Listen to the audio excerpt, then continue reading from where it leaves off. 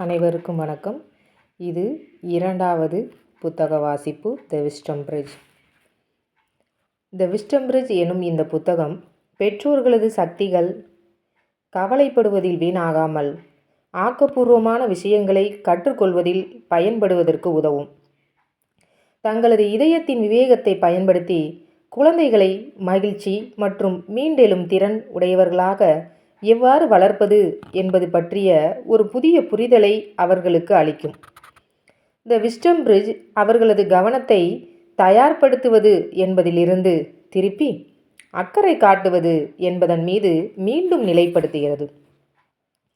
குழந்தைகளை தயார்படுத்துதல் என்பது உலகில் நல்ல முறையில் வாழ்க்கையை நடத்தி செல்வதற்கு செய்ய வேண்டிய மற்றும் செய்யக்கூடாத விஷயங்கள் குறித்து அவர்களுக்கு கற்பிப்பதை பற்றியது.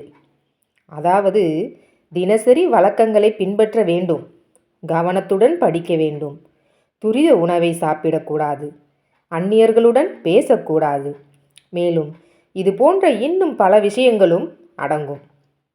இதை ஒருவர் கண்டிப்புடன் கூடிய குழந்தை வளர்ப்பு முறை என்று அழைக்கக்கூடும்.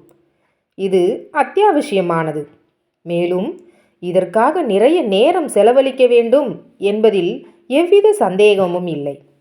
ஆனால் தயார்படுத்துதல் என்பது முழுமை அடைய முடியாத எண்ணமாக உள்ளது.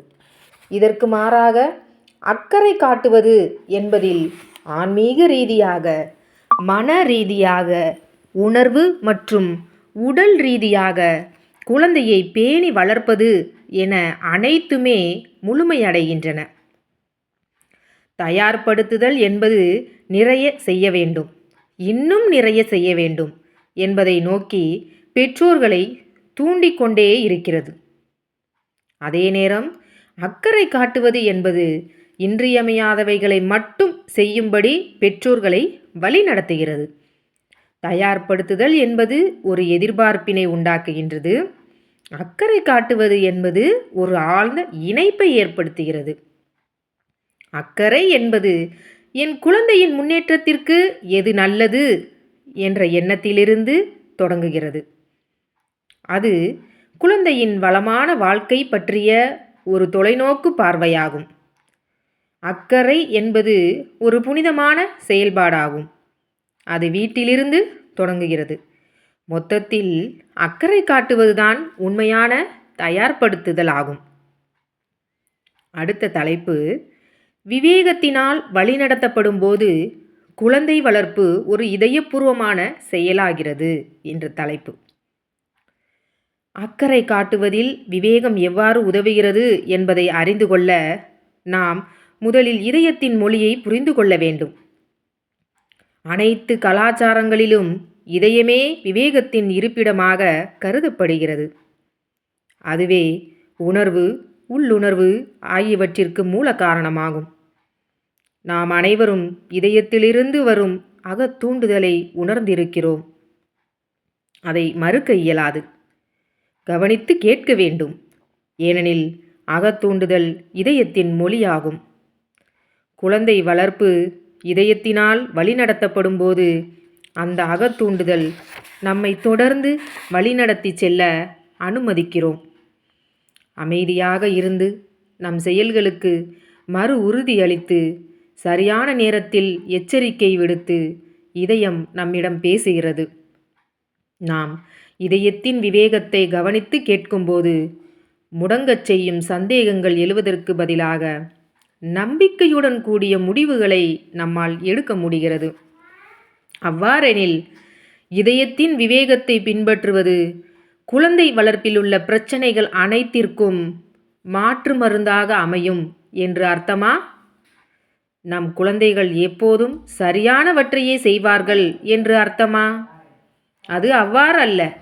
வீட்டிலுள்ள சூழல், சுற்றுப்புறத்தில் வசிப்பவர்கள், பள்ளி, நண்பர்கள், படிக்கும் புத்தகங்கள், அவர்கள் பயன்படுத்தும் ஊடகங்கள் போன்ற பல விஷயங்கள் குழந்தைகள் மீது தாக்கத்தை ஏற்படுத்துகின்றன.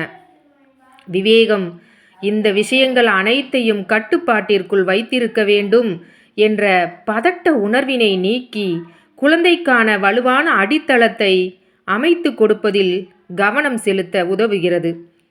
குழந்தை வளர்ப்பினை பல விதங்களில் விவரிக்கலாம். ஆனால் நிச்சயமாக அது அனைத்திலும் சிறந்தவராக இருக்க வேண்டும் என்பதற்கான போட்டி அல்ல. குறைகளே இல்லாத பெற்றோர் எவரும் இல்லை. நாம் அனைவரும் நமது அன்றாட வாழ்க்கையிலிருந்து கற்றுக்கொள்கிறோம்.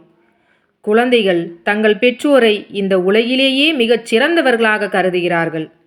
ஏனெனில் அவர்கள் தங்களுடைய பெற்றோர்களாக இருப்பதனால் மட்டுமே அல்ல, சிறந்த பெற்றோருக்கான போட்டியில் வெற்றி பெற்றதனால் அல்ல.